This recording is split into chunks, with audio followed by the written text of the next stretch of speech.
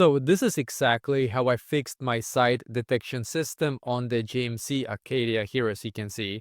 So the first thing I did, I grabbed a little towel here, a little bit of toothpaste, and also just a little bit of water here, as you can see.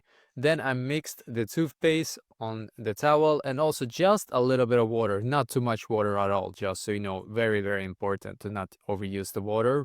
And then on the back, you're going to find the radar sensors here quite often. So they're going to look something like this, as you can see the radar sensors here.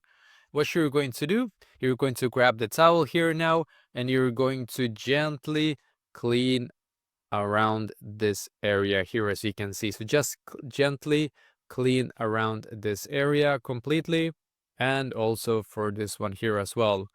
Once you have done this, try once again. If it still isn't working for you, it might be that the sensors are completely damaged, and then you will unfortunately have to book a service to be able to fix them. But this right here, this method completely fixed it for me. Just be careful with the water, because if you're using too much water, you can actually damage the sensors even more, just so you know. So just gently clean it here and this one as well, and hopefully that will be able to fix it for you as well.